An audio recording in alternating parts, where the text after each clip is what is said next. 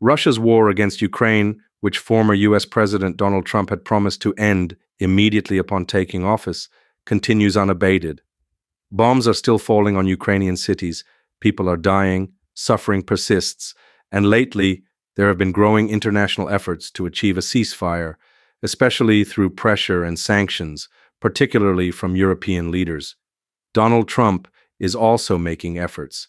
In fact, on the very day this podcast is being recorded, he held a phone call with Russian President Vladimir Putin. However, so far, all these initiatives remain inconclusive and offer little cause for optimism. This raises the question, what do the people in Ukraine actually think? What do those living in bombed-out cities make of the developments on the international stage? That's exactly what we'll be exploring in today's episode of In Crisis Mode. But the people who experienced the occupation and this war, they will never be the same again. In Crisis Mode, the podcast from Conflict Zones with Jan Jessen. Welcome to a new episode of In Crisis Mode. I'm Jan Jessen, Chief Political Correspondent for NDR-Z and a War and Crisis reporter for the Funke Media Group. You can read my reports in the NDR-Z, the WAZ, the Hamburger Abendblatt, the Berliner Morgenpost, and of course on all the online portals of the Funke Media Group. Today, I'm taking you to Kherson, a city in southern Ukraine that, perhaps more than any other, has become symbolic of this war. I've been to Kherson several times, and you can find those earlier episodes linked in the show notes. Kherson gained symbolic significance because it was occupied early in the war by Russian forces. Located at the mouth of the Dnipro River, it was the only regional capital to fall into Russian hands after the invasion began. The city surrendered with little or no resistance and remained under occupation for 8 months.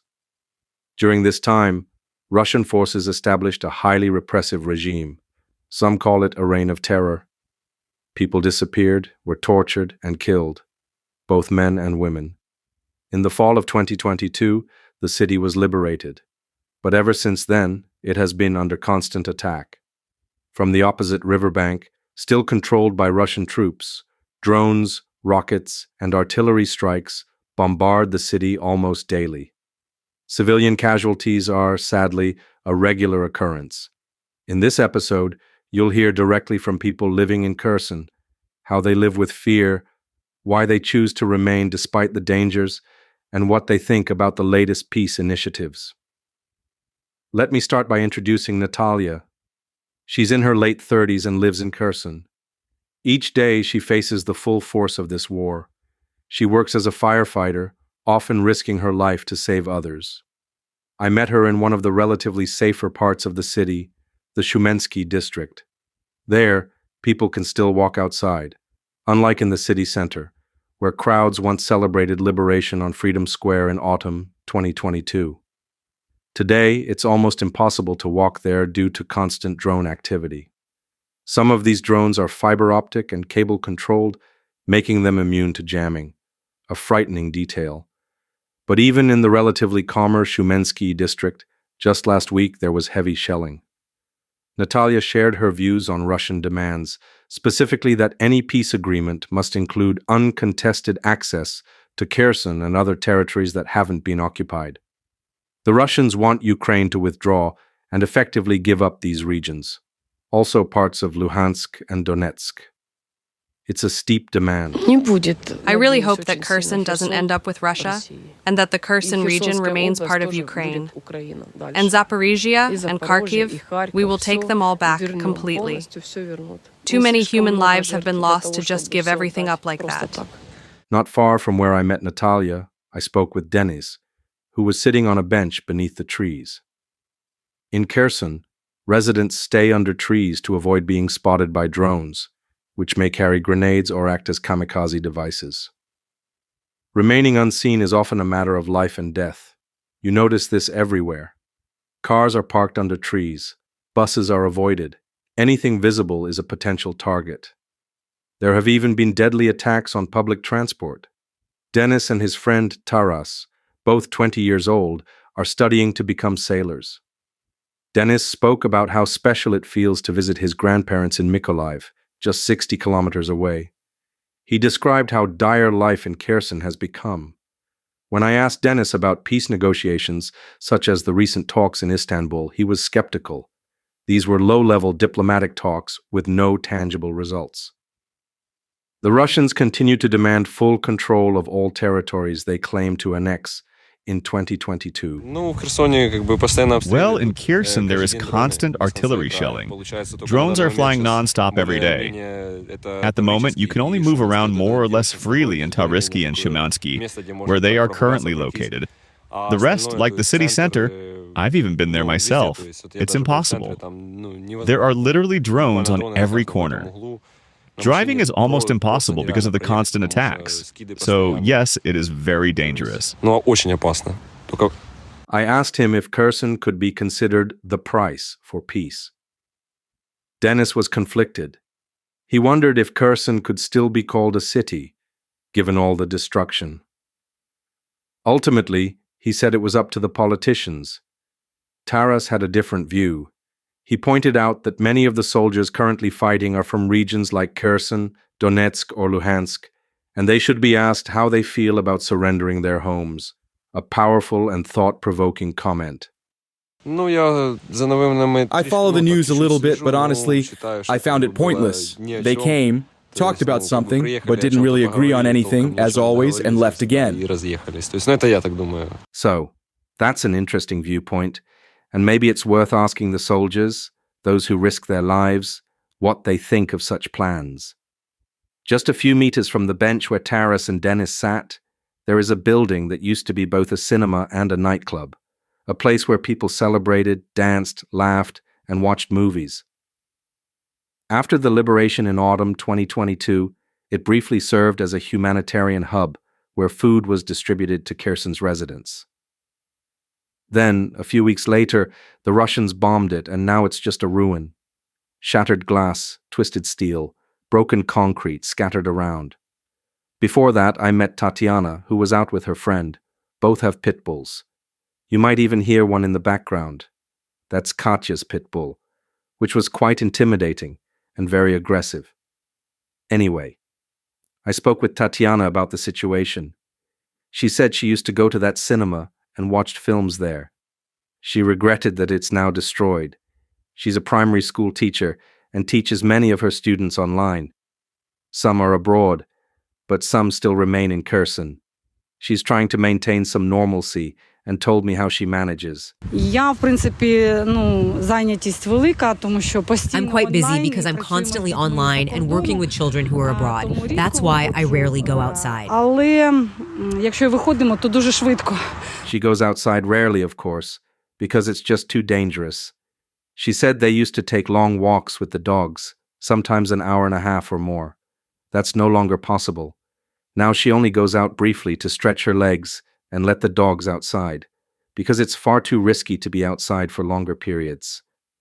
I also asked her how she feels about the negotiations and the Russian demand for the uncontested handover of Zaporizhzhia and the still unoccupied parts of Luhansk and Donetsk. She said those demands are completely unacceptable to her. My mother lives on the left bank and stayed there alone. She buried my father by herself. Still, we want to return, reunite, see each other again in Ukraine. She also shared some other thoughts with me. By the left bank, Tatiana means the area on the other side of the river that is occupied by the Russians, from where they keep shooting into the city. Sometimes I get the impression it's simply revenge for losing Krasnodar in autumn 2022. Otherwise, it's hard to explain. These are, in my opinion, pure terror attacks because they constantly target civilian infrastructure in Kherson.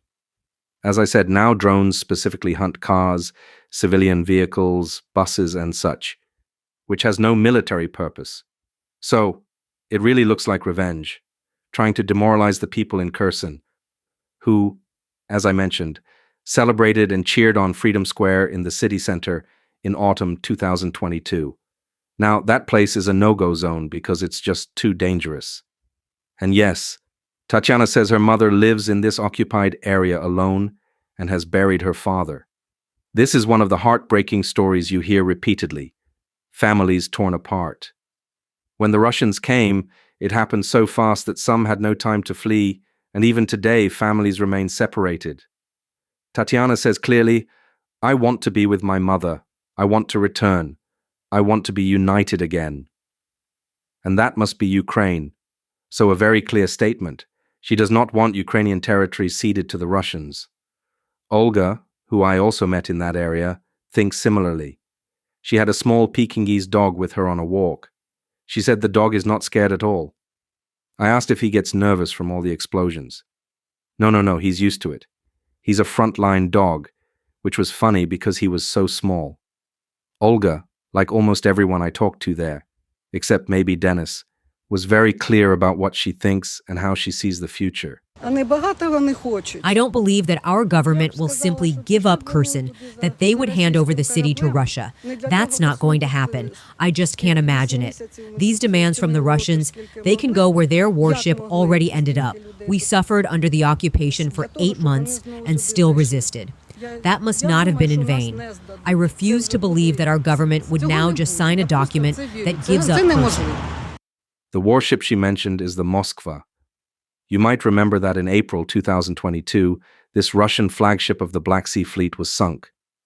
It also became a symbol of resistance and defiance because back then, in March and April 2022, no one thought Ukraine would survive this war for long. But it did. And the sinking of that ship became a symbol of that resistance. Many people still remember that, and so does Olga, who said, "They should all go into the water, into the sea.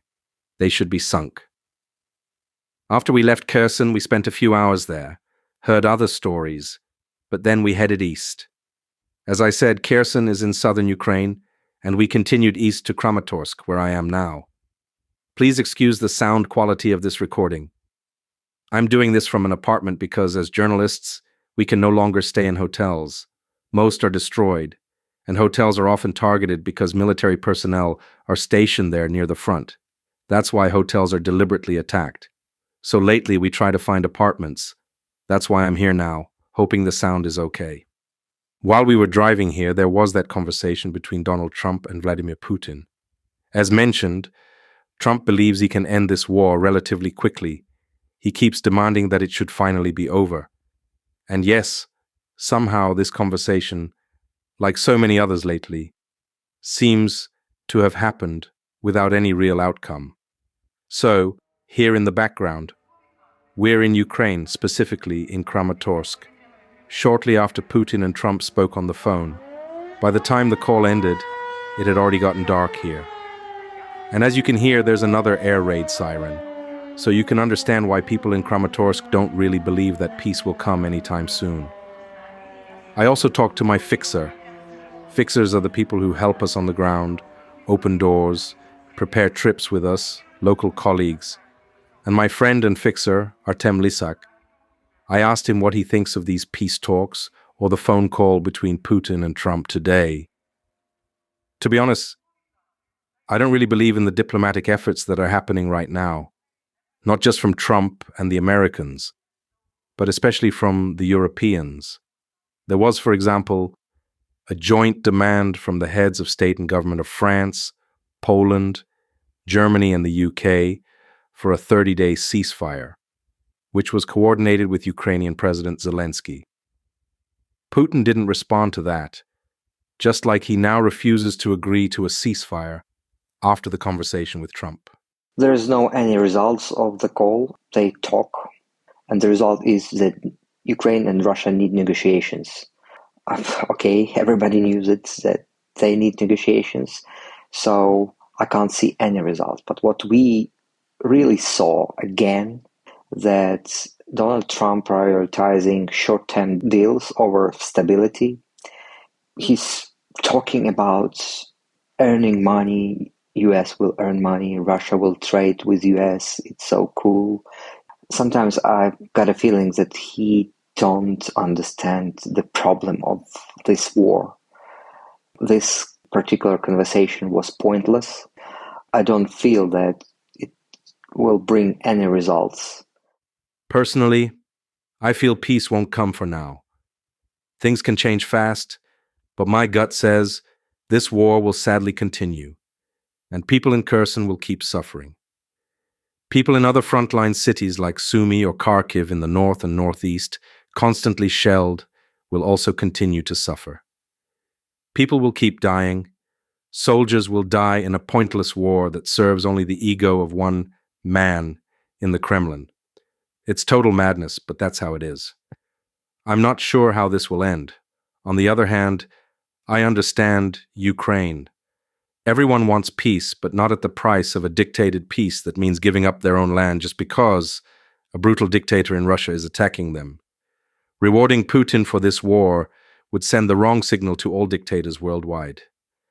So, I hope Europeans continue to stand firm, support Ukraine, pressure Putin, and maybe even get Trump to finally wake up and see that Putin is not the great guy he thinks he is, but a war criminal and aggressor responsible for the deaths of tens of thousands, maybe even hundreds of thousands. Well, that was a very spontaneous episode, given the current global developments. I hope you still found it useful. This episode was produced by Alexander Baumeister, a journalist from the Funka Media Group radio station. If you like our podcast, please recommend it. You can find us on Spotify, Apple Podcasts, or YouTube. Follow us and share with friends interested in this kind of content. If you have questions, suggestions, or criticism, write us. That's it for today. Thanks, and I'll keep you updated. I'll certainly report more from Ukraine. Take care. See you soon. Ciao, ciao.